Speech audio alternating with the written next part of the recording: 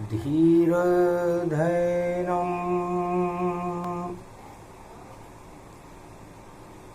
श्रवणपटे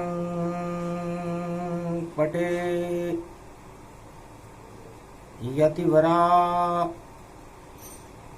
महावाक्य जनार्दन सच्चिदानंद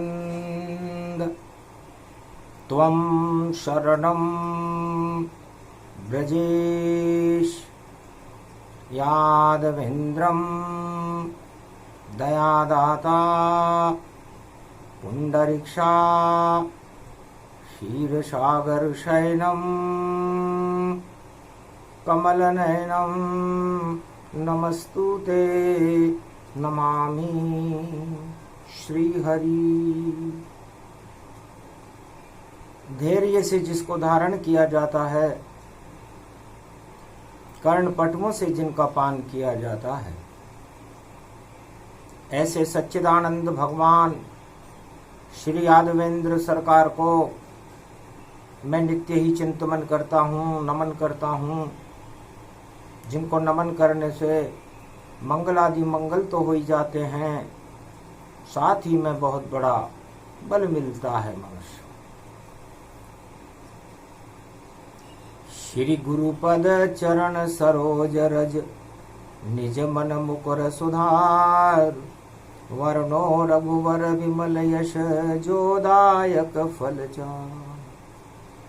गुरु ब्रह्मा गुरु विष्णु और गुरु है महेश, और कुमारिका क्षेत्र में और कमलेश्वर करे प्रवेश। ये कुमारिका क्षेत्र है कार्तिक मास स्नान, शनिवार द्वादशी पड़े शिव देते हैं ज्ञान। जिनका ज्ञान त्रिलोक के माही, और तीसरा नेत्र प्रकट होई जाई। ज्ञान तीसरा नेत्र है और जगत सभी अज्ञान। शून्य सार ये जगत है और देखो बोले शिव भगवान। भगवान शंकर उमा जी से कहते हैं कार्तिक का महीना है, ज्ञान को प्रकट करना है। महालक्ष्मी और विष्णु क्षीर सागर में प्रकट हो चुके हैं। 33 करोड़ देवता उनका अभिनंदन कर रहे हैं। आज शनिवार का दिन है,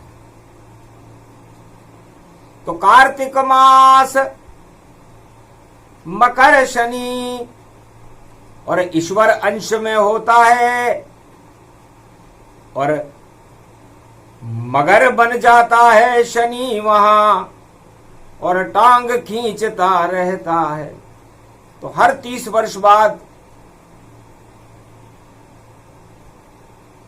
ऐसा समय आता है जब मकर राशि में शनि प्रवेश करते। आज शनिवार का दिन है, तो 10वां द्वार, 10 इंद्री के द्वार में भर लो तुम सब ज्ञान, और बाहर करो 10 इंद्री से जितना हो अज्ञान। तो ये 10वां शक्ति, ये 10 दिशाएं, ये 10 इंद्रियां, इस मृत्यु लोक में हमें इसमें ज्ञान भरना चाहिए। और शनिदेव हमें मकर राशि में 2.5 वर्ष तक यही सिखाते हैं कि हम अज्ञानता से दूर रहें और ज्ञान को अपने अंदर प्रकट करें। तो ये शनि की 7.5 इस समय उमा जी मकर राशि और कुंभ राशि और मीन राशि में चल रही है। मीन राशि के मस्तक पर शनि सवार है,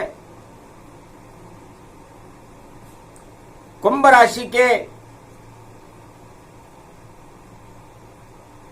पेट में शनि सवार हैं, और मकर राशि के पांवों में शनि आने वाले हैं। 17 जनवरी मकर संक्रांति को और शनि मकर को त्यागेंगे, जितनी दानवतावाद जगत में सारे दानव भागेंगे। धर्म काल का उदय होएगा और धर्म चक्र चल पावेगा। और शुक्रवार को उठे देवता, विष्णु लक्ष्मी प्रकट हो जावेगा। विष्णु लक्ष्मी के साथ सारे देवता प्रकट हो गए। अब मेष राशि और तुला राशि में कार्तिक मास का मंगलवार को ग्रहण है। तो मेष राशि में राहु है। मेष राशि में राहु का मतलब होता है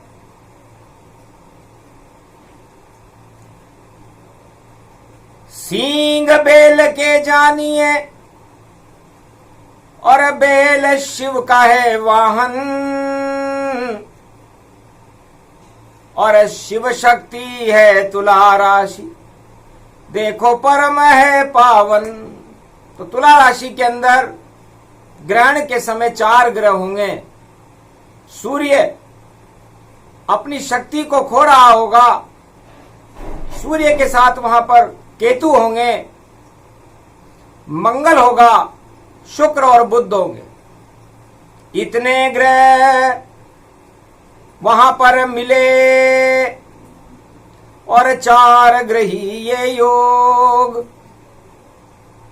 और तुला राशि में जब मिले कार्तिक पूर्णिमा संयोग, तो मेष और तुला राशि के बीच में सारे ग्रह आ चुके हैं। 7 ग्रह जब राहु केतु और ग्रसित करने यहां आवेगा, तब मंगलवार हो 8 नवंबर ग्रहण जगत लग जावेगा। ग्रस्तो दे ये ग्रहण भवानी, अमेरिका पछतावेगा। और यूरोप अटलांटिक प्रशांत महासागर में ग्रहण उत्पात मचावेगा। भारत में 2 बजे लगे, 6 बजे मोक्ष हो जावेगा। 4 बजे मध्याह्न काल और ग्रस्तोदय में आवेगा। लेकिन जितने भी अज्ञान हैं और फंसे ग्रहण की चाल, तो ये 7 ग्रह ग्रहण की चाल में फंसे रहेंगे। तो इन 7 राशि वालों को और पूरे सप्तऋषि मंडल को ऐसे समय में शुभ काम करना चाहिए, अशुभ काम से दूर रहना चाहिए, क्योंकि ग्रहण प्रभाव लगे रे अति भारी, और बचा लेते हैं शिव त्रिपुरारी। जहाँ पे कृपा शंकर कर जावे, वहां को ग्रहण बालन बा को पावे। लेकिन इस ग्रहण से 2 ग्रह बाहर है।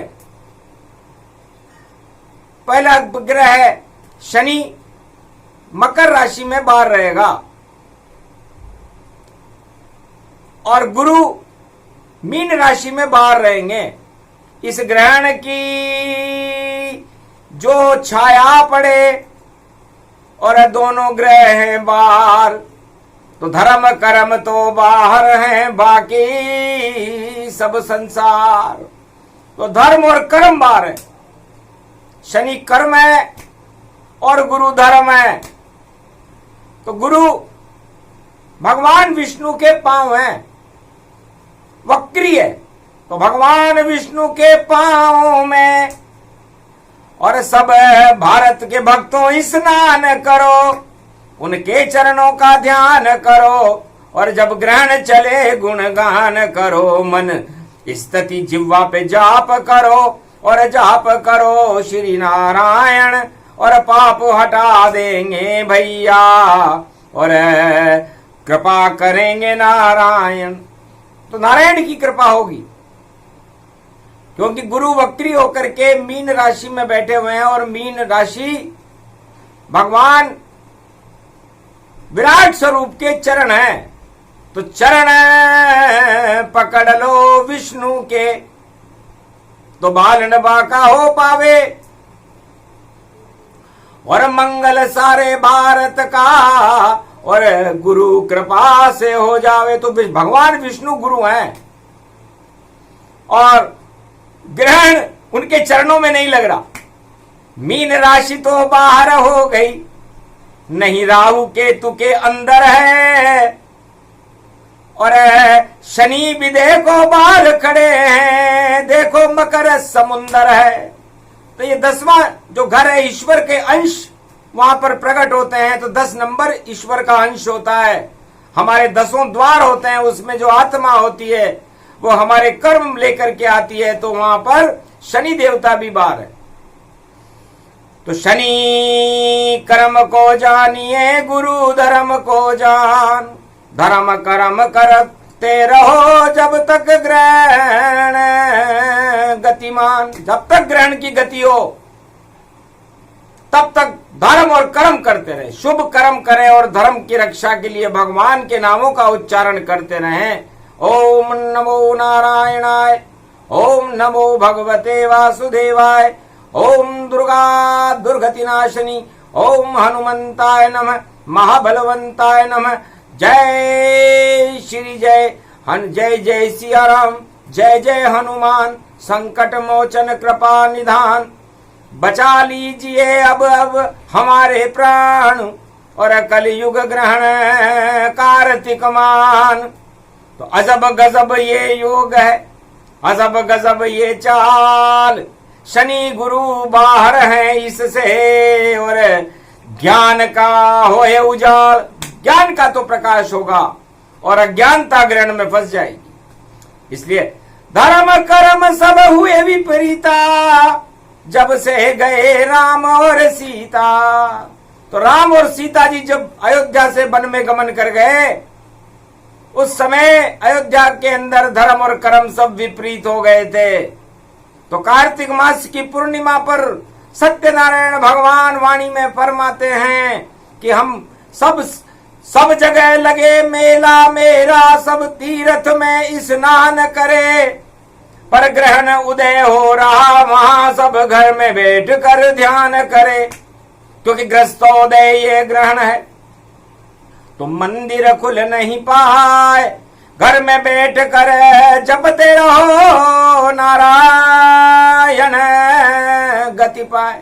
नारायण का नाम आप अपने घर पर बैठ करके कुशा का आसन, कुशासन एक घास को कहते हैं, उस घास को अपने आसन के नीचे रख करके अपने मंदिर में रख दो, अपने घर में रख दो, और अपने जल स्थान पर रख दो और भगवान का ध्यान करते रहो। तो जब तक पूरे दिन पूर्णिमा है और ग्रहण अस्ताचल होता है और उदय चंद्रमा होता है और ग्रहण समाप्त यहाँ हो, तो ग्रस्तोदय ग्रहण है, इसलिए संध्या काल तक चलेगा। तो आप सुबह से संध्या काल तक अन्न भोजन ग्रहण नहीं करें और करते रहें शुभ काम, दान पुण्य करते रहो, ले वो हरि का नाम। तो अज्ञान ग्रहण नहीं पावे और भगवान भक्त के भाग जगावे। तो भक्तों का भाग्य जगाने के लिए ये ग्रहण है। तो जो इस ग्रहण काल के अंदर मंत्र का जाप कर रहा होगा, भगवान के चरणों का ध्यान कर रहा होगा, क्योंकि गुरु भगवान के चरण है जो 12वीं राशि में, और ईश्वर अंश 10 मकर शनि के नियंत्रण में सब हैं, और शनि गुरु की शरण रहे, क्योंकि शनि के आगे गुरु खड़े हैं, शनि गुरु के चरणों में पड़ा रहे। तो ये शनि भगवान विष्णु के चरणों में पड़े हुए हैं। वो कह रहे महाराज क्या करें? तब देव गुरु बृहस्पति बोले, विष्णु मुस्काने लगते हैं, जो करे पाप इस दुनिया में उसको समाप्त अब करते हैं। दानवता का करो समापन शनि देव, मानवता धर्म को प्रगटा दो, और अगन मास में गीता को फिर से भारत में सुनवा दो। तो महाभारत के बीच में और देवो गुरु तुम ज्ञान, और श्री कृष्ण है जगत गुरु, अगहन उनको मान। तो ग्रहण के समाप्त होते ही और भगवान श्री कृष्ण का प्रागट्य होगा। अगन का महीना, भगवान कृष्ण ने गीता में कहा है शनिदेव मैं हूं। तो भारत की रक्षा करने आए कृष्ण भगवान, और ग्रहण उनका क्या करेगा, और कौरव निशिचर जान। तो दानवता और मानवता कौरव पांडव में घोर होगा, और महाभारत की स्थिति है जिसमें गीता ज्ञान का शोर होगा। तो पांडव गीता सुनेंगे, कौरव युद्ध प्रगटाए, अरे अमर होएंगे पांडव और कौरव नष्ट हो जाए। तो ये ग्रहण ये बता रहा है कि जो भी इसमें महाभारत करने का प्रयास करेगा कलयुग में 2022 8 नवंबर के बाद, तो उसकी हालत पूरे संसार में जो कौरवों की हालत हुई थी वैसी हो जाएगी।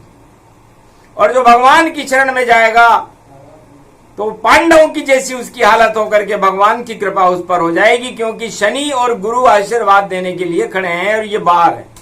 उस ग्रहण में ये प्रवेश ही नहीं कर सकते। तो ग्रहण नहीं लगा कर्म को, और ग्रहण नहीं लगा धर्म को, और ग्रहण लगा है देखो भाई दानवता और अज्ञानता को। तो दानवीयता शक्तियों को और अज्ञानता को ग्रहण लगा है। इसलिए ग्रहण बृहस्पति ग्रहण से बाहर है, और भरणी है नक्षत्र भवानी जाना, और भरणी भरणी भरणी रूप समाना। तो ये भरणी नक्षत्र में ग्रहण है। तो भरणी है नक्षत्र भरे भंडार सभी भर जावेगा, जो धर्म ईश्वर की कृपा करे प्राप्त तो सब कुछ वहां पा जावे। तो भरणी नक्षत्र है, भगवान भक्तों के भंडार भरने के लिए तैयार खड़े हैं। और जो कर्म अभागे हैं, जो अज्ञानता और दानवतावादी नीति में फंसे हुए हैं इस ग्रहण में, उनके भंडार खाली होने वाले। तो जिनके भंडार खाली हो अपने आप को दानव मान लेना, और जिनके भंडार भर जाएं तो ईश्वर कृपा मान लेना। तो यही ग्रहण का रूप है, और सब कुछ दिया बताए, किसी किताब में नहीं मिले, और नारायण रहे समझाए। सत्यनारायण भगवान कहते हैं कि हम सत्य बोलते हैं, असत्य का हमारे यहां क्या काम। तो मीन राशि में इस समय सत्यनारायण भगवान गुरुदेव का प्रकाश है, और कार्तिक का महीना चल रहा है। तो हमें भगवान के चरणों की शरण लेने में कोई भी झिझक नहीं करनी चाहिए। रीझ के और खींच के और शरण ईश्वर जाइए, और नारायण के दर्शन करो और भाग अपने जगाइए। तो भाग जगेंगे जो भी, और शरण ईश्वर की हो, और अभागे वह सब होंगे जो दूर ईश्वर से होए। तो जिन जानत जिन देत जनाई, जो जाने मुझ सम हो जाई। छल कपट प्रपंच रखने वाला वह खुद मुझसे शर्माता है, आना तो यहाँ तक दूर रहा पहले ही नष्ट हो जाता है। तो वह सब ही जग नष्ट हो जो ईश्वर से हो दूर, और ईश्वर शरण में जो रहे तो उन्हें कृपा मिले भरपूर।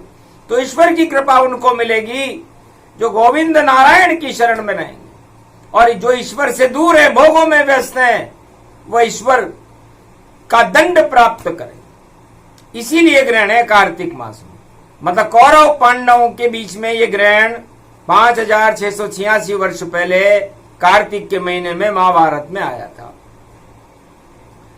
तो 5 व्यक्ति धर्म के साथ थे जो पांडव वंश में थे।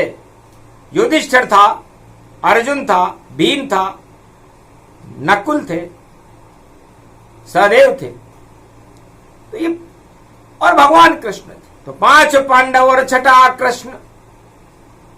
बस यही धर्म के साथ रहे, और बाकी जितने भारत में थे सब कौरव रूप निहार रहे। बाकी सारा भारत कौरवों के साथ हस्तिनापुर। अब सोचो, एक तरफ 5 अक्षौणी सेना हो, एक तरफ 18 अक्षौणी सेना हो, और विजय पांडवों की हो जाए तो आश्चर्य है कि नहीं है। कलयुग में यदि कोई दूरदर्शन के सामने 18 आदमी एक तरफ खड़े हों किसी दल के साथ और 5 आदमी किसी एक दल के साथ खड़े हों, तो हार जीत का फैसला वैसे ही हो जाता है। लेकिन उल्टा हो गया, 18 अक्षौणी सेना की डूब गई रे सरकार। बहुमत उनके साथ था फिर भी गए वो हार, और जिनके साथ नहीं था बहुमत वो 5 ही पांडव कृष्ण खड़े।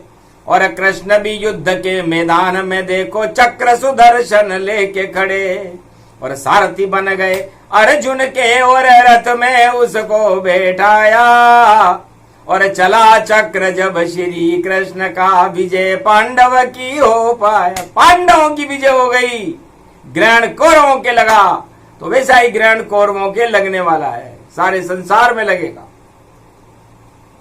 और पांडवों की जय जयकार होने वाली है। इसलिए पांडव वह हैं जो ज्ञान का अर्जन कर रहे हैं, पांडव वह हैं जो धर्म के साथ हैं, पांडव वह हैं जो भगवान का स्मरण कर रहे हैं, पांडव वह हैं जो त्वम शरणम ब्रजेश, है भगवान मैं आपकी शरण हूं। जो ईश्वर की शरणागत हो जाएगा वो किसी भी जाति और धर्म का हो, भारत का नागरिक हो, उससे भगवान की कृपा का पात्र बनेगा। और जो अपने आप को ही, अपने धन और अपनी सत्ता को ही सब कुछ मान रहा होगा कि मेरे पास तो इतना धन है, मेरे पास ऐसी सत्ता है, मैं ये कर दूंगा वो कर दूंगा, आतंकवाद और हिंसा का नामो निशान मिटने वाला है। इसलिए ग्रहण लगेगा उन पर भैया, और सागर में मगर आ गया, और मगर शनि बनकर आया है, टांग हाथी की खींच गया। तो गजेंद्र मोक्ष है ये, बड़े बड़े हाथियों की टांग शनि महाराज मकर राशि में आते हैं जब खींचते हैं, क्योंकि भगवान उन्हें आज्ञा देते हैं कि इनके घमंड को हटा दो। तो वही योग वही समय है, वही कार्तिक मास, वही ग्रहण सूर्य ग्रहण और चंद्र ग्रहण है जो करे दानवता का नाश। धर्म ध्वजा लहराएगी और धर्म की जय जयकार, और भारत में चारों तरफ और बने धर्म सरकार। तो धर्म वाली सरकार होगी भारत में, ये ग्रहण बता रहा है। और अधर्म वाली सरकार है सब, और देखो अपने आप हट जावेगी, उसे हटाना नहीं पड़े, और टांग शनि खींच जावेगी। तो शनि खींच ले टांग तब, और रोक सके नहीं कोई। जब जब मकर में शनि हो ऐसा जग में हो।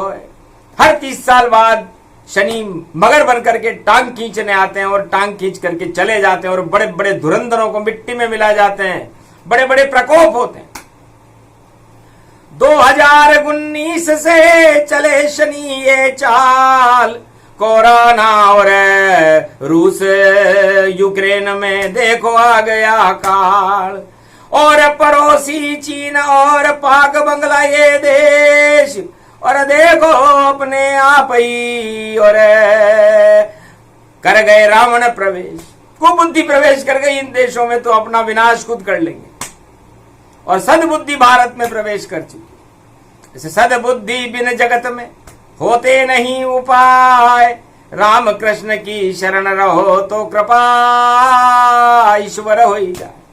तो ईश्वर की कृपा का इंतजार करो, ईश्वर की कृपा को प्राप्त करो, ईश्वर के मार्ग पर चलो, धर्म की जय जयकार करो। तो हे भारतवासियों, हे सवा अरब भारतीयों, आपका और आपके भारत देश का और सारे संसार में कल्याण करने की शक्ति भारत के पास ही रहती है। भारत माता एक पारस का स्वरूप है, और उस पारस को जितने भी जंग लगे लोहे छू लेते हैं वो भी सोना जैसे बन जाते हैं, क्योंकि भारत ही दाता बने और न दाता कोई, और उस दाता पे कोई चोट करे तो खोट उन्हीं में होए।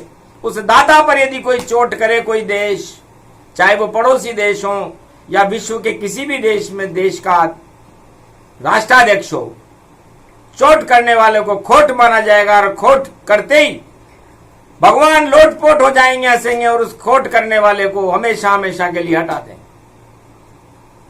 इसलिए खोट हटा देता सुनार और सोने पे हथौड़ा चलाता है। जितना टाका बट्टा हो वह सब हटा स्वर्ण बनाता है। फिर वह सोना, शुद्ध सोना 24 कैरेट हो जाता है। इसलिए 24 अवतार इसीलिए भारत में आते हैं कि वह भारत में 24 कैरेट सोना हमेशा बना रहे, और जितने भी खोटे सिक्के हैं उनको हटाने के लिए आते हैं। इसलिए यह ग्रहण खोटे सिक्कों को हटाएगा और 24 कैरेट सोना भारत को सोने की चिड़िया बनाकर भारत को अवतारों का देश बना करके कल की भगवान का प्रकाश दिखाने की क्षमता भारत रखता है। तो ये भारत में होने वाला है। वाणी में सत्यनारायण भगवान सारे संसार को बता रहे हैं, अब समझ जाए जो बुद्धिमान है, ना समझे नादान। जो कहना था कह गए कलयुग में विष्णु भगवान। ये प्रसंग जो भी सुने और कृपा नारायण होए, गर उनसे कोई विरोध करे तो ग्रहण के संग क्षय होए। तो ग्रहण में ही समाप्त हो जाएगा और उनकी कृपा का हाथ जिन पर हो गया वो 2.5 वर्ष तक माला माल रहेंगे। उसके बाद आगे का योग तो बाद में बताएंगे। इसलिए आने वाले 2.5 वर्ष बड़े महत्वपूर्ण हैं, जब शनि कुंभ राशि में प्रवेश करेंगे और गुरु मेष राशि में प्रवेश करेंगे। तो बड़ी चाल वहां चलेगी जब नवरात्रा में गुरु चाल बदले, 23 में बदलेंगे। और मकर संक्रांति पे शनि देव और देखो कुंभ में प्रगटेंगे। और मकर कुंभ अमृत सहारा भर भर भर भर भर जावेगा, भारत के भाग जगावेगा और पाप नष्ट हो जावेगा। वही योग वही समय है, सब कुछ दिया बताए।